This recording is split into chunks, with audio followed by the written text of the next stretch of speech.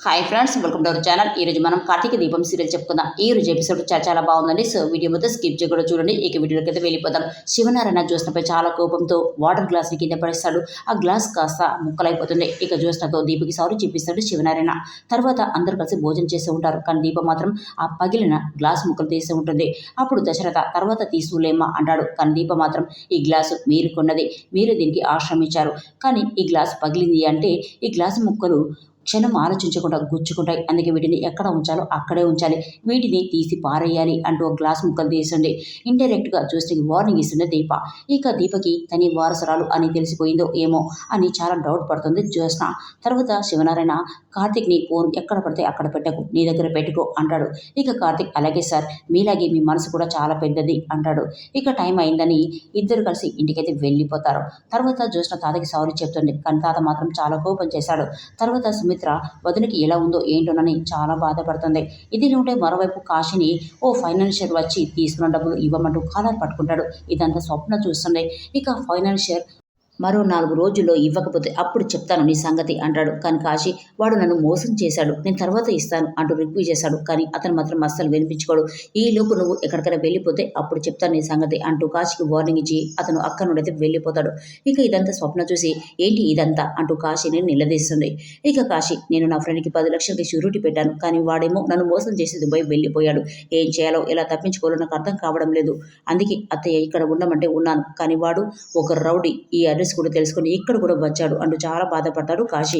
అప్పుడు స్వప్న, ఈ విషయం డాడీకి తెలిస్తే అస్సలు ఊరుకోడు, సరిపోనీలే మన అకౌంట్లో 5 lakhs ఉన్నాయి కదా, అవి తీసుకురా కాశీ అంటుంది. కానీ అవి కూడా ఇప్పుడు నా దగ్గర లేవు తిల్లు, ఎందుకంటే శౌర్యకి అర్జెంటుగా ఆపరేషన్ అంటే ఆ డబ్బులు బావకి ఇచ్చేసాను అంటూ బాధపడతాడు. ఇక స్వప్న, ఏంటండి మనకి ఇలాంటి పరిస్థితి వచ్చింది అంటూ ఇద్దరు కూడా చాలా బాధపడుతూ ఉంటారు. ఇక ఇది ఉంటే మరోవైపు దీపని ఇంటికి రాకుండా చూసినా ఏ విధంగా అయితే అడ్డుపడిందో అంతా కూడా ఇంట్లో చెప్పేస్తాడు కార్తిక్. అప్పుడు కాంచన, అది అలా చేసినందుకు దాన్ని లాగిపెట్టి కొట్టాల్సింది కదా దీప అంటుంది. అప్పుడు అనసూయ, ఆ పని చేయాల్సింది దీప కాదు చెల్లెమ్మ, సుమిత్రమ్మ గారు అంటుంది. అప్పుడు కాంచన, వదన ఇప్పుడు మారిపోయినాక ఈ విషయంలో కూడా తన కూతుర్ని సమర్థిస్తుంది అంటుంది. ఇక కాంచన చెప్పినట్టుగానే సుమిత్ర దీప ఎలా చెప్పిందో ఏంటో అందుకే చూసినా అర్థం చేసుకోలేకపోయింది అంటుంది. ఇక అప్పుడు శివనారాయణ వచ్చి దశరథని బయటికి రమ్మని చెప్తాడు. ఇక దశరథ బయటికైతే వస్తాడు. కానీ దశరథ రెస్టారెంట్ గురించి మాట్లాడతాడు అనుకుంటాడు. కానీ శివనారాయణ మాత్రం తన కూతురు కాంచనని చూడాలనే ఉద్దేశంతో, నువ్వు మార్నింగ్ వెళ్ళావు కదా, అక్కడ కాంచనకి ఎలా ఉందిరా అంటాడు.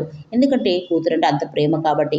ఇక దశరథ, చెల్లమ్మకి తలకి చాలా పెద్ద దెబ్బ తగిలింది నాన్న, రేపు మార్నింగ్ వెళ్ళి చూసొస్తాను అని చెప్తాడు. ఇక శివనారాయణ, టెక్నాలజీ మారిందిరా, మనుషులు ఎక్కడున్నా కూడా వీడియో కాల్ చేసి చూడొచ్చు అంటాడు.